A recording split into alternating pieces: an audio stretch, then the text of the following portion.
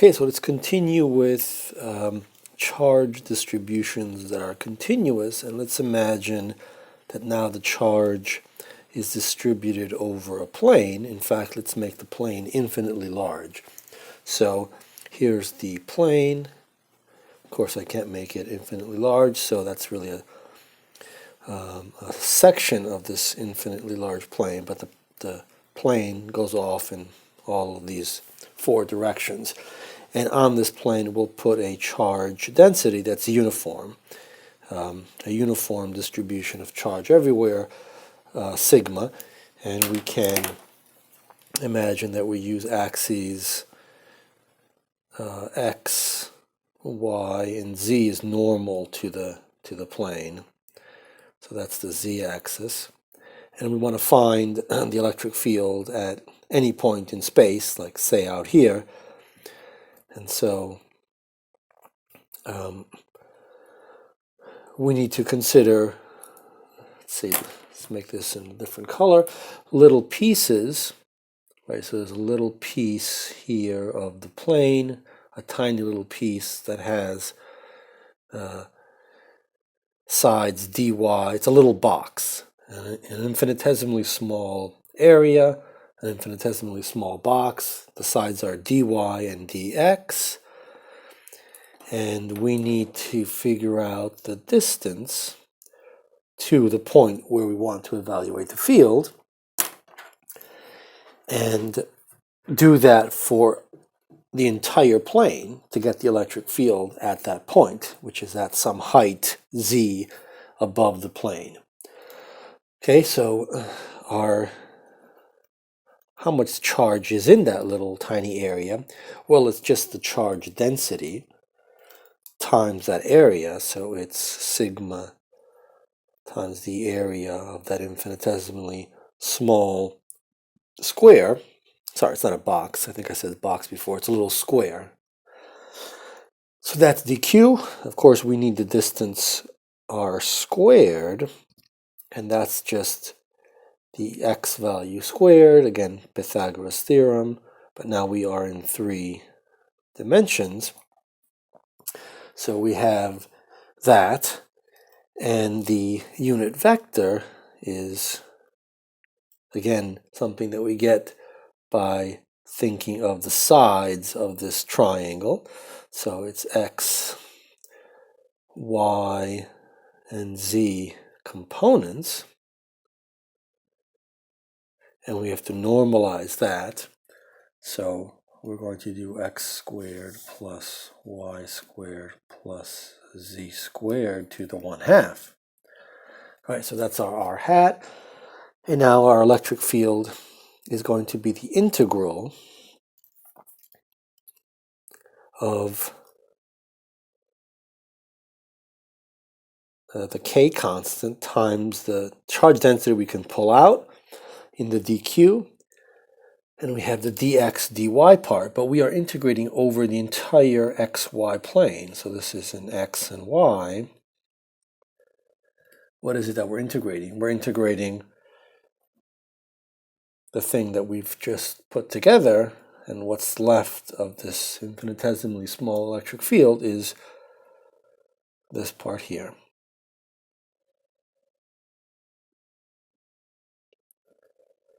Over the usual x squared plus y squared, and now plus z squared to the 3/2. Okay, so we have to integrate that object in x and y, and that means going from x equals minus infinity all the way to x equals plus infinity, and the same for y if we want to add all of the tiny little electric fields produced by the tiny little pieces of charge that are on the surface. Okay, so let's do this integral. The first thing to notice is that there are 3 integrals. There's an integral in x, one in y, and one in z, and that 2 of these, the x and y integrals, actually vanish because they are odd integrals. So when we say we're integrating in x and y, we are really integrating in x from minus infinity to plus infinity.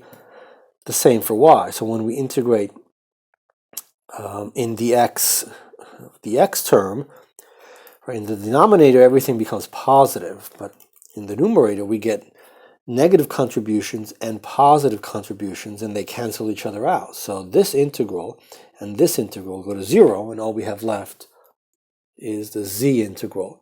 So we get k times the charge density, and we still have to integrate over x and y, but now we just have one integral. We could pull out the z, but let's just leave it in there, because to see the connection with this, it's zk hat over x squared plus y squared plus z squared to the 3 halves. And of course, we're integrating in x and y. And to solve this integral, what we need to use is the following. So this is an integral that we can just look this up and realize that ours is almost in this form, but not quite. Right, from our table of integrals, we see that this is probably what we want to construct. We want to construct something that looks like this. We don't quite have that, because instead of the 1, we have a y squared plus a z squared. Right, for our dx integral, the y squared plus z squared is just a constant. So we want to change variables. Right, we want to, if we do p equals x over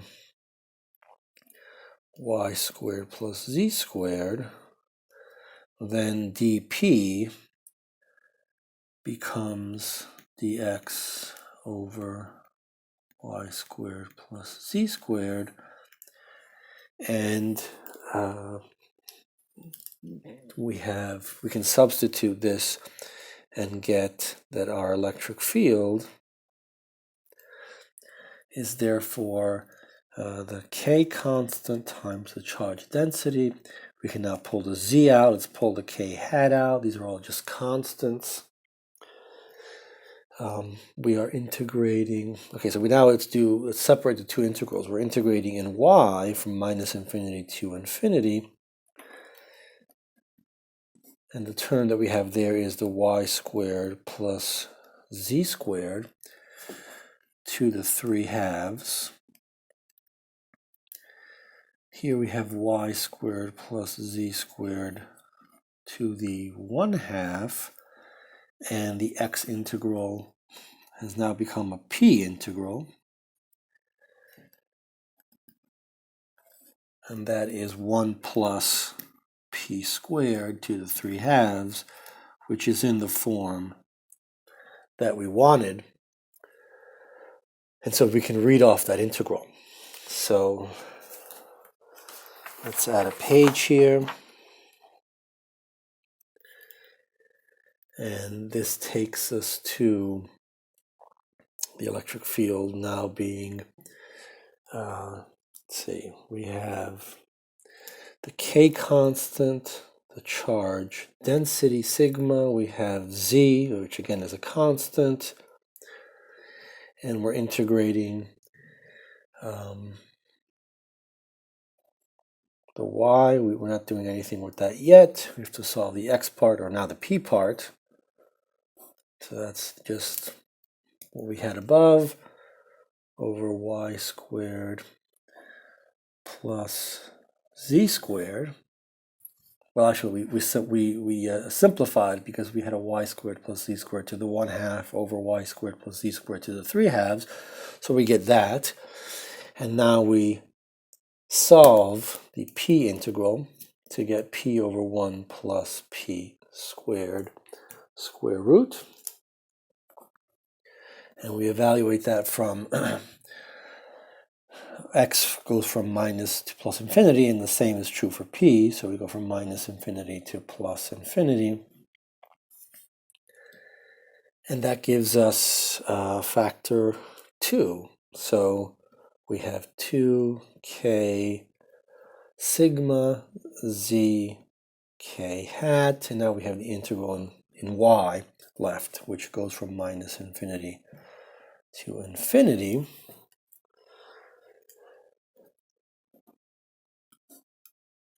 and that is y squared plus z squared. And that has to be changed because we want it in the form of 1 plus y squared. So what do we get here? We get 2k sigma z k hat. So we want to pull out the z squared, so we'll divide this by z squared, and our integral now becomes in dy over 1 plus y over z squared. So we're almost where we need to be. Right, we can call this y over z epsilon. It's a new variable of integration. So we get 2k sigma k hat over 1 factor of z. But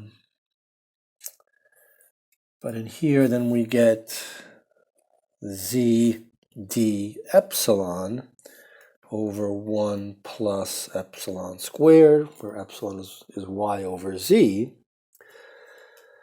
And that cancels the z's there, and we get 2k sigma k hat times the inverse, the tangent to the minus 1 of y over z from minus infinity to plus infinity in y, which is 2k sigma k hat pi. We get pi from that integral, and therefore we have 2 pi sigma k hat over, let's replace this k with 1 over 4 pi epsilon naught. So let's point out that in units that, SI units, this looks like that. And this is going to be useful to compare with what we get when we use Gauss's law. And so in this case, we end up with the charge density over 2 epsilon naught k hat. Okay, so interestingly, the electric field doesn't change with distance z from the plane. So more generally, we can say that the electric field, so here's a plane. We don't have to write it, we don't have to specify the coordinates. We can just say that the electric field at some distance here,